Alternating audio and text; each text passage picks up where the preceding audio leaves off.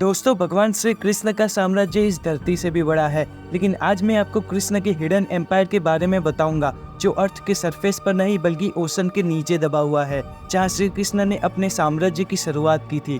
दोस्तों, आज बात करते हैं द्वारका की, जो गोमती और अरब सागर के पास बसा है। इंडिया के 6500 स्क्वायर किलोमीटर में बसे हुए गुजरात स्टेट में जब हम सौराष्ट्र के एरिया में जाते हैं, तब दूर से ही आसमान को चीरते हुए सनातन धर्म का फ्लैग दिख जाता है, और ये फ्लैग सनातन धर्म के मोस्ट पावरफुल गॉड कृष्णा का प्रतीक है।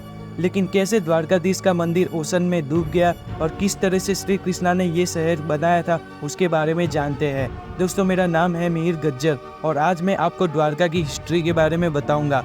लेकिन उसके पहले मेरी चैनल को सब्सक्राइब करके नोटिफिकेशन ऑन कर दीजिए, ताकि ऐसी इंफॉर्मेशन आपको मिलती रहे। चलिए पहले ये जान लेते हैं कि कैसे भगवान श्री कृष्ण ने द्वारका नगरी बनाई थी। द्वारका इंडिया के 7 पवित्र स्थल में से एक माना जाता है और भगवान नारायण की 8वीं अवतार श्री कृष्ण ने इसे बनाया था।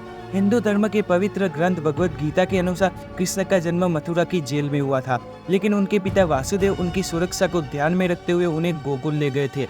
गोकुल में उनका पालन पोषण हुआ और गोपियों और राधा के साथ रासलीला रचाते हुए भगवान श्री कृष्ण बड़े हुए थे, और वहीं पर उन्होंने अपने मामा और मथुरा के क्रूर राजा कंस का वध किया था। कंस का वध करने के बाद कंस के ससुर जरासंध ने 18 बार मथुरा पर आक्रमण किया था, और उसी के कारण श्री कृष्ण मथुरा छोड़ दिए थे और मथुरा की सारी प्रजा के साथ श्री कृष्ण वेस्ट डायरेक्शन की ओर निकल पड़े थे, और वहाँ उन्होंने द्वारका नगरी बनाने का निर्णय लिया था। महान आर्किटेक्चर श्री विश्वकर्मा की मदद लेकर द्वारका नगरी का निर्माण किया था।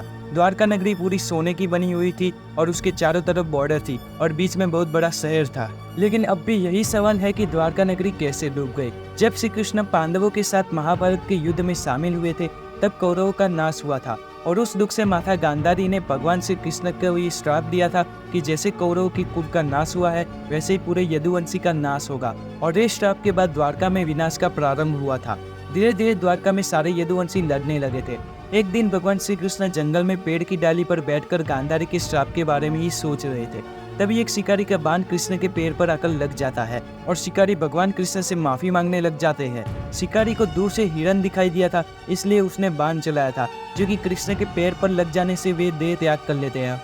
जैसे ही श्री कृष्ण के मित्र अर्जुन को ये बात पता चलता है, वे द्वारका पहुंच जाते हैं और द्वारका शहर के सारे नगरवासियों को हस्तिनापुर ले जाते हैं, और सब लोगों को द्वारका छोड़ते ही वो द्वारका पानी में डूब जाती है। दोस्तों, इसके अलावा कई सारी स्टोरीज है द्वारका नगरी के बारे में, लेकिन क्या स्टोरीज को मानकर चलने से ये प्रूफ हो जाता है कि द्वारका नगरी रियल में एक्सिस्ट करती थी? इसीलिए इंडियन गवर्नमेंट ने द्वारका में काफ़ी खोज करी है, और ASI यानी कि आर्कियोलॉजी सर्वे ऑफ इंडिया की टीम को काफ़ी अवशेष मिले हैं, जिससे ये साबित होता है कि द्वारका नगरी रियल में एक्सिस्ट करती थी। 2007 में कच्छ की खाड़ी में ओशन के अंदर कुछ लोगों की टीम को खोज करने के लिए भेजा था।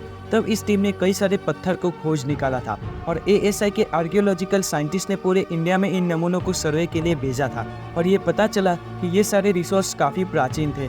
और इंडियन नेवी की स्पेशल टीम ने 40,000 मीटर स्क्वायर के एरिया में ओशन में खुदाई की थी, जिसमें कई सारे पिल्लर मिले थे जो साइज में काफ़ी बड़े थे, और इन पिल्लरों को देखकर ऐसा लगता है कि ये एक बड़े शहर के अवशेष हैं। सिर्फ ओशन में ही नहीं बल्कि जमीन में भी खुदाई की गई थी, और वहाँ भी ऐसे ही अवशेष मिले थे, जिससे ये पूर्ण रूप से साबित होता है कि द्वारका नगरी रियल में एक्सिस्ट करती थी।